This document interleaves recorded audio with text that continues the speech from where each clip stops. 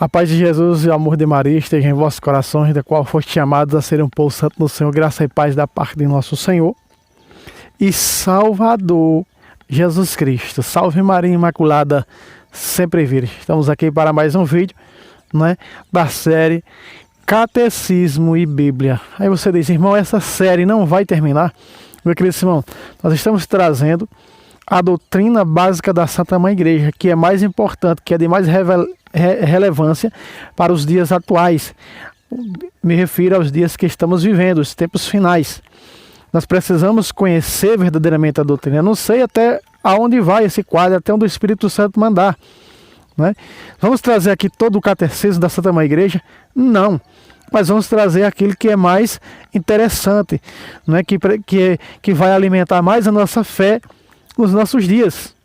Por isso, às vezes, esse que vou trazer agora, você vai dizer, mas ele vai falar de novo nisso? Não é a idolatria. Às vezes as pessoas perguntam, esse irmão gosta de falar tanto, de mostrar.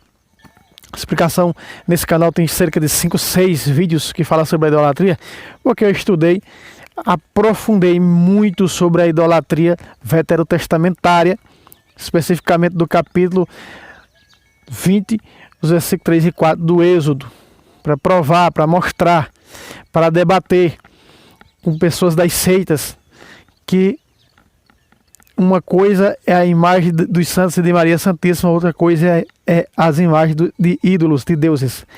Muito bem, eu estou me referindo que nesse quadro agora, não vou falar da idolatria, mas vou falar de algo que eu já falei, e que está nesse canal e que foi bem visualizado, que muitas pessoas tiveram a vida transformada, pessoas que viviam em cima do muro, assim, vamos usar esse termo, viviam em cima do muro, que estava para ir para as seitas protestantes, porque não acreditava na doutrina do purgatório. Achava que a doutrina do purgatório era algo inventado pela igreja. Não é? Então eu trouxe aqui, nesse canal, tá aí, nesse vídeo só eu falo sobre o purgatório, oração pelos mortos e missa de 7º dia. Missa pelos mortos. Eu trouxe nesse canal. Mas como nós chegamos no catecismo, na parte que fala do purgatório, e vou trazer 3 vídeos interessantes. 3 vídeos. Quer dizer, talvez eu traga um terceiro. Falando do purgatório, não, mas vou falar do purgatório no catecismo e na Bíblia Sagrada, por isso é catecismo e Bíblia. Vou trazer um vídeo falando do inferno, catecismo e Bíblia, e você vai ver que tudo isso existe. Não é? Quem conheceu um padre que já faleceu, não vou citar aqui o nome dele, mas ele dizia que não existia, falava bem assim, não existe demônios, não existe inferno. Meu querido irmão, inferno é dogma da Igreja Católica. O inferno existe. Eu usei esse termo aqui, o inferno é dogma da Igreja Católica, porque os estudados usam esse termo. O inferno é dogma da Igreja Católica. Não foi que a Igreja determinou, criou o inferno. Não. Ele existe. Assim como o purgatório também existe. Vamos ver o que diz o Catecismo da Sagrada Escritura? Vamos lá. Parágrafo 1030 ou 1030. Purificação final ou purgatório. Olha o que diz o Santo Catecismo.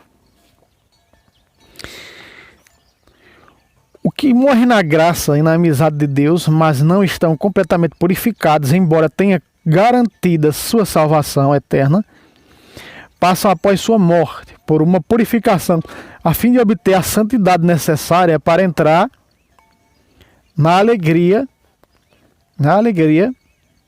do céu. 1031. A igreja denomina purgatório. Veja, não aparece assim como a igreja chamou este livro sagrado ali de Bíblia Sagrada. A igreja denominou, a igreja proclamou que a Sagrada Escritura, ela é o que? Palavra de Deus. O Papa São Damaso proclamou em um concílio que a Bíblia Sagrada é a palavra de Deus. Então, e colocou assim na capa, Bíblia Sagrada. Então, o que nós vemos na Bíblia Sagrada aparecer, a igreja denominou de purgatório, porque é uma purificação da alma. Olha, continua o Santo Catecismo. Esta purificação final dos eleitos, que é completamente distinta do castigo dos condenados, a igreja formulou a doutrina da fé relativa ao purgatório, sobretudo no Concílio de Florença e de Trento, fazendo referência a certos textos das Escrituras. A tradição da igreja fala de um fogo purificador. Meu querido irmão, a tradição e as Escrituras, não é? Eu sei que eu já trouxe, ele já trouxe, ele vai falar de novo. Meu querido irmão, nós temos que falar. Ali eu falei de 3 coisas ao mesmo tempo. Aqui eu estou falando vou falar apenas do purgatório. Olha só, o próprio São Paulo, na carta aos Coríntios, fala daquele que é a tradição da igreja e as Escrituras falam de um fogo purificador. Jesus descreve no capítulo 12, versículos 58 e 59 de São Lucas como uma prisão. São Pedro fala no cárcere. Ali muitas pessoas usam para dizer que Jesus desceu aos infernos, mas que se não foi os infernos dos demônios, então a igreja e os estudiosos dizem que não foi, quando Jesus desceu a esse Hades, não foi o inferno dos demônios, para salvar as almas dos justos, não é? E diz o Catecismo Romano, o grandão, aquele mais antigo, que Jesus, ao descer a morada dos mortos, salvou os que estavam no seio de Abraão. Então, logo nós vamos entender isso por purgatório, não é?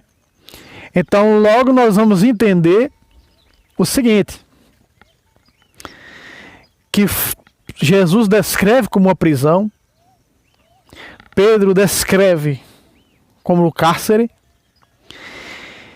e São Paulo, em 1 Coríntios capítulo 3, versículo 13, diz assim: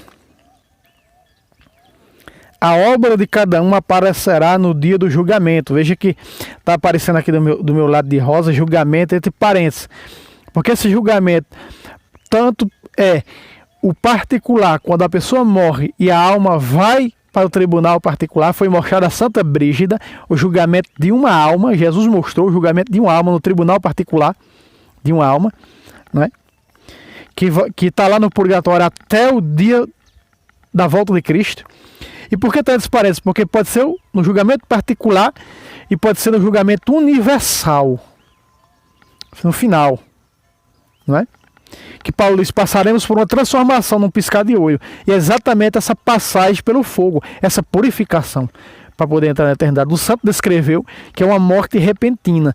Morrerão rápido, passarão pelo purgatório e retornarão à vida quando estiver indo com Jesus já para a glória. Isso é já depois do julgamento tiver acontecido, ou seja, no momento do arrebatamento. Veja só, irá demonstrá-lo, será descoberto pelo fogo. Olha aqui, será descoberto pelo fogo. Veja, ponto e vírgula, continua, o fogo provará o que vale o trabalho de cada um. O que é aqui a prova clara que ninguém é salvo sem as obras. A fé sem obra é morta. Olha, já trouxe um vídeo falando sobre isso, mas veja aqui o que está dizendo a Sagrada Escritura. O fogo provará o que vale o trabalho de cada um, ou seja, a obra de cada um. Continua, versículo 14. Se a construção resistir, o construtor receberá a recompensa, ou seja, será salvo. Versículo 15. Se pegar fogo, arcará com os danos. Veja só, o sofrimento. Mas que sofrimentos é esse? Continua a Bíblia.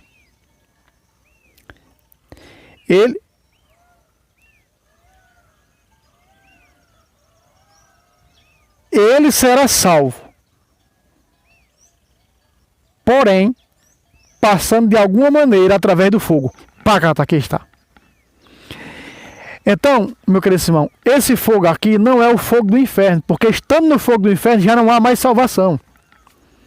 Então temos que admitir que São Paulo pregou aos coríntios que existe um fogo que há de purificar os que estão a caminho da salvação, ou seja, os que estão sendo salvos, para entrar na salvação, não é?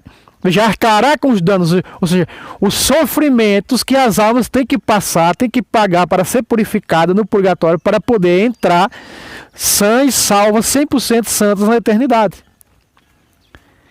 Então, se aqui está falando de um fogo que purifica para salvar, esse purifica, a igreja denominou, segundo o catecismo, a doutrina da igreja chamou esse fogo purificador de quê? De purgatório, que purgatório vem de purgar.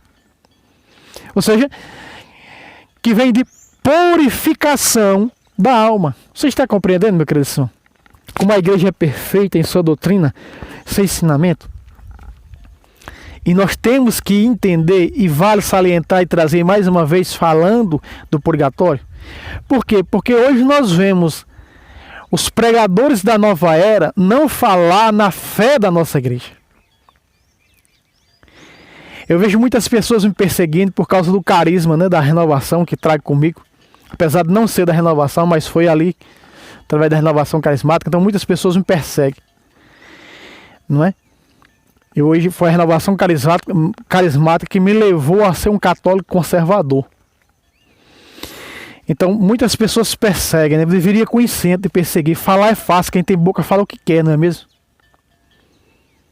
Quando a pessoa não entende, é melhor ficar calado.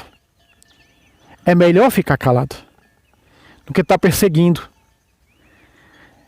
Tudo que a igreja, que o Santo Padre e o Papa aprova é bom. É bom. Entendeu? Vai ter 1, 2 e 3 erros lá dentro por parte de pessoas. Vai ter. Em todos os movimentos vai ter.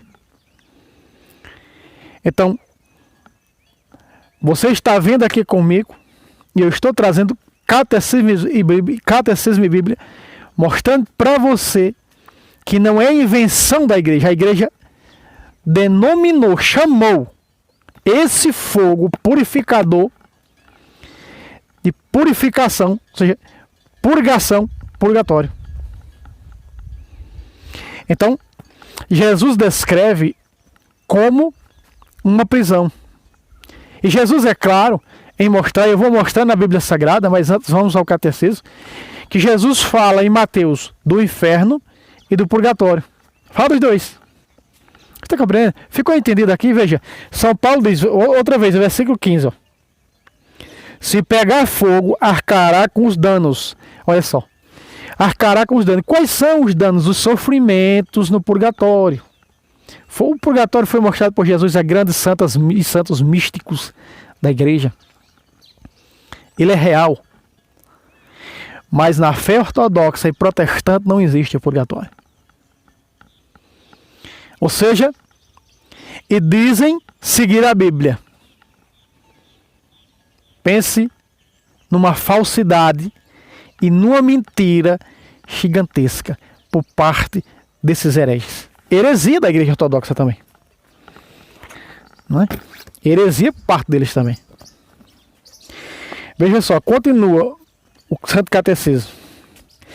E aqui quando diz aqui, fazendo referência a certos textos das Escrituras, como você viu agora comigo, a tradição da igreja fala de um fogo purificador. Veja, a tradição da igreja, nós vemos a tradição da igreja em 2 Tessalonicenses, capítulo 2, versículo 15, Paulo dizendo, guardai as tradições que de nós recebeste, seja por escrito ou por palavra. As tradições, veja, a tradição escrita, a Bíblia Sagrada, e por palavra, a tradição oral. E no capítulo 3 do mesmo 2 Tessalonicenses, verso 6, pede para evitar qualquer irmão que leve uma vida, veja, desordenada. Veja, desordenada é o contrário do quê? De ordem. Não é? O oposto da ordem é o quê? Desordem. Então, afaste desse irmão que leva uma vida desordenada e contrária à tradição que de nós recebeste. Veja, a tradição da igreja não é? É um fogo purificador. Continua o Santo Catecismo. O que concerne a certas faltas leves, deve-se crer que existe, antes do juízo, um fogo purificador, como você viu agora. E São Paulo diz, será salvo de alguma maneira, arcará com os danos. Arcará com os danos, diz aqui no versículo 15. Não é? Arcará com os danos. Está muito longe, não dá para mim ver. Mais para perto. Arcará com os danos, os sofrimentos, que tem para ser purificada a alma no purgatório. E ele será salvo, aqui está. Não é? Porém, passando de alguma maneira através do fogo. Veja, de alguma maneira, que são várias maneiras diferentes que há no purgatório. Foi mostrada um grau acima do inferno, as almas que bebiam chumbo derretidos, que foram frios na fé, não tiveram concentração forte na oração, não foram fervorosos, mas foram frios para com a fé, bebendo chumbo derretido, um grauzinho acima do inferno, bem próximo do inferno. Então existem muitos estágios no inferno. Existe fogo, existe um canto que é só uma prisão, numa solidão de escuridão, existe outro canto que é no fogo purificando, outro canto que é gelo puro. Então existem muitas formas que foram mostradas a grandes místicos da Santa Mãe Igreja, pelo próprio Jesus. Então São Paulo fala desse fogo purificador do purgatório, que será salvo através desse fogo. Então sabemos que não é o fogo do inferno, que através do fogo do inferno ninguém se salva, caiu lá já era. Então é o quê? O que a igreja denomina de, segundo o catecismo, de purgatório. Alguns debatendo com alguns protestantes da Assembleia de Zeus, um dia debatendo com um pastor da Assembleia de Zeus, eu consegui convencer ele sobre este fogo aqui. E ele disse, existe realmente, biblicamente falando, um fogo purificador. Então quer dizer, nós mostramos na Bíblia, e ele teve a humildade de reconhecer que existe sim um fogo purificador, apesar da seita dele não crer, mas ele passou a acreditar. Porque é bíblico. É a Sagrada Escritura que está falando. Será salvo de alguma maneira passando através do fogo, ou seja, através do purgatório, arcará com os danos, o sofrimento do purgatório, para a purificação da alma. Você está entendendo, meu querido irmão? Por isso o Santo Catecismo continua dizendo, olha só. De um fogo purificador. Segundo o que afirma aquele que é a verdade, dizendo que se alguém tiver pronunciado uma blasfêmia contra o Espírito Santo, não lhe será perdoado, nem no presente século, nem no século futuro. Esse século futuro, Jesus está se referindo ao purgatório. Porque a blasfêmia contra o Espírito Santo, que Jesus fala lá em Mateus 12:32 em diante, é realmente se revoltar contra os sacramentos onde está o Espírito Santo, contra a obra do Espírito Santo, que é o corpo de Cristo, sua igreja. Então, ou seja, se revoltar contra o Espírito Santo é se tornar um apóstata. Então não existe salvação. O pior pecado, segundo a Sagrada Escritura, é o pecado de apostasia. Muito bem, voltemos ao Santo Catecismo. Dessa afirmação, podemos deduzir que certas faltas podem ser perdoadas no século presente, ao passo que outras no século futuro. Ou seja, século futuro, o purgatório, né? O purgatório. Muito bem. Então, Jesus descreve, né, como uma prisão. Muito bem. No 10:32 diz: este ensinamento apoia-se também na prática da oração pelos defuntos, da qual já a Sagrada Escritura fala, que nós vemos no livro Macabeus, né? Eis porque ele, Judas Macabeu, veja, vai para Judas, vai mostrar aqui. Eu vou lhe mostrar aqui, ó, aqui acima, porque o catecismo é a explicação da Sagrada Escritura. Eu vou me aproximar aqui. Olha aqui, está grifado aqui, ó. Aqui, ó, acima de São José, veja.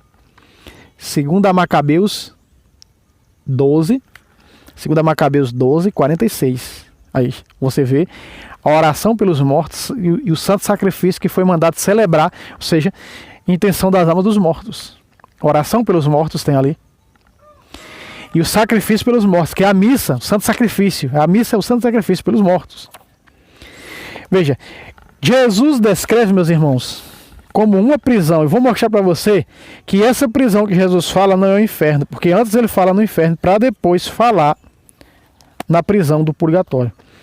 Quando nós vemos, e o texto aparece ao meu lado de laranja, no capítulo 5 de São Mateus 21, Jesus disse: ouviste o que foi dito aos antigos, não matarás, mas quem matar será castigado pelo juízo do tribunal. Veja, castigado ao inferno. Mas eu vos digo também que todo aquele que se irá contra seu irmão será castigado pelos juízes. Aquele que disser a seu irmão raca, será castigado pelo grande conselho. Aquele que chamar seu irmão de louco será condenado ao fogo do inferno. Aqui está a hiena. Mas outra tradução mais específica, mais clara para nós, será condenado ao fogo do inferno. Então, veja, Jesus aqui fala em quê? No fogo do inferno. Condenado. O fogo do inferno é condenação. Não tem mais como se salvar. Mas São Paulo diz, em 1 Coríntios 3,15, que de outro fogo, que se salvará através dele, passando através desse fogo. Meu, preste atenção. Uma coisa é distinta da outra. O fogo do purgatório e o fogo do inferno. A Sagrada Escritura é clara com isso. Então Jesus está dizendo o seguinte, que será condenado não só aquele que tira as vidas das pessoas ao inferno, mas também aqueles que a palavra também pode condenar. Sabe o que é que São João diz? São João diz o seguinte: aquele que diz que ama a Deus, mas odeia seu irmão é assassino, e sabeis que a vida eterna não é para nenhum assassino. Veja, o ódio condena também a pessoa ao inferno. Na primeira carta de João está isso. Aquele que diz ama a Deus, mas odeia o seu irmão é assassino. E Jesus está dizendo que os assassinos serão o quê? Condenados. Então, pela palavra, as palavras também podem condenar. Não é? Como o adultério, olhar e cobiçou, sem ter tocado na mulher. Então, do mesmo jeito, é o homicídio, sem ter tirado a vida de alguém, mas odeia o irmão, o próximo, a Bíblia diz, é assassino. E sabei que a vida eterna não é para nenhum assassino. Veja, logo que Jesus fala do inferno, ele é claro no término do versículo 22, na parte B, será condenado ao fogo do inferno. Não é? Raca, meus irmãos, significa idiota, cabeça vazia. Ninguém pode chamar com os outros, tolo, pode chamar essas palavras com os outros. As palavras são terríveis, condenadas pelo próprio Jesus. Não é? Não podemos usar esse vocabulário para falar isso com os outros. Agora vamos ver o purgatório, versículo 23, preste atenção. Se estás, portanto, para fazer a tua oferta no altar e se lembrar que teu irmão tem algo contra ti, deixa lá a tua oferta diante do altar e vai primeiro reconciliar-te com o teu irmão. Só então vem fazer a tua oferta. Aqui está, com o altar do Senhor. Paulo disse: examine-se e ama a si mesmo, e assim coma deste pão e beba deste cálice, que é o que está no altar do Senhor, o sacrifício da carne do sangue de Cristo. Não pode receber. Veja, aqui já mostra que tendo inimizade, intrigas, não pode comungar. Você sabia que quem tem intrigados que não pode comungar? Não pode, meus irmãos, não pode ter intriga. Não pode, é a Bíblia Sagrada, são palavras minhas. Estamos falando do purgatório, mas tudo isso arremete-se a isso. Vamos lá, continua. Versículo 25. Entra em acordo, sem demora, com teu adversário, enquanto estás a caminho, ou seja, neste mundo ainda com ele, vivos aqui, para que não suceda que, ou seja, morrendo, né? Suceda que te entregue ao juiz, o juiz é Deus, o juiz te entregue aos seus ministros, aos anjos, serás posto em prisão. Veja que essa prisão aqui, ela não é eterna, ela é temporária, apesar de não haver cronos lá. Preste atenção. Versículo 26, de verde. Em verdade te digo, dali não sairás antes de teres pago o último centavo. Opa, Jesus está dizendo, não sairás dali até pagar o último centavo. Paulo diz, arcará com os danos, mas será salvo passando pelo fogo. Jesus descreve aqui já o purgatório, chamando de prisão. Não sairá de lá até pagar o último centavo. Ou seja, não sai, esses danos que Paulo fala, Jesus disse, os danos, Paulo chama de danos. 1 Coríntios 3,15, Jesus chama de centavos. Não sairá de lá, quer dizer que vai sair.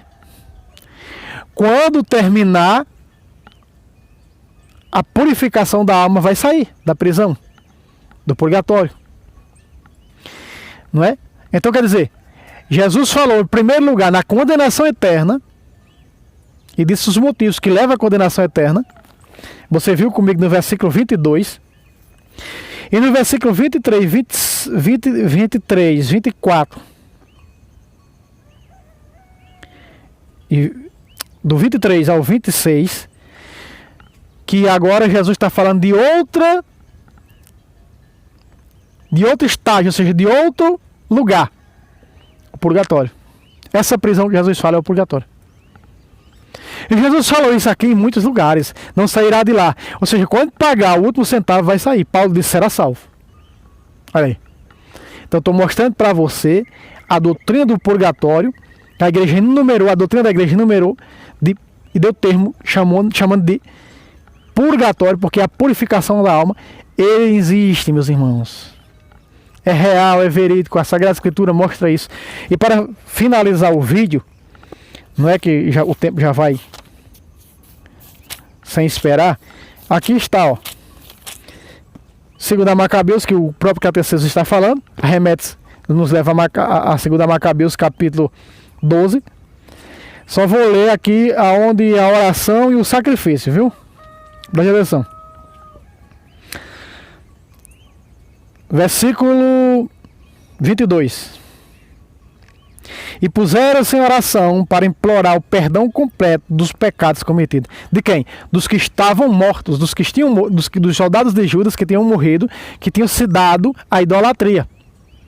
Então, no versículo 42, outra Bíblia, que não é Ave Maria, é mais clara nisso aqui, que eles oraram, veja, e se puseram em oração para implorar o perdão completo do pecado cometido daqueles que estavam mortos, dos soldados de Judas que tinham falecido. Então, existe oração para os mortos? Sim. Paulo orou pela alma de Onocífero. Paulo orou pela alma de Onocífero. Deus conceda misericórdia a ele. Naquele dia Onocífero tinha falecido. Deus conceda misericórdia a ele, ou seja, a salvação da alma dele. Olha, São Paulo orando pelos mortos. Mas aqui estamos falando do purgatório, né? Já entramos na oração pelos mortos. Mas só para você ver. Veja, versículo 43. Em seguida, de verde, organizou uma coleta, até a coleta manda dizer missa e dar uma ajuda à igreja, até isso é bíblico, veja. Em seguida, organizou uma coleta enviando a Jerusalém cerca de 10.000 dracmas para que se oferecesse um sacrifício pelos pecados. Esse sacrifício é o sacrifício pelos pecados dos mortos. É a missa, do 7º dia, 30 dias, né? Veja, continua.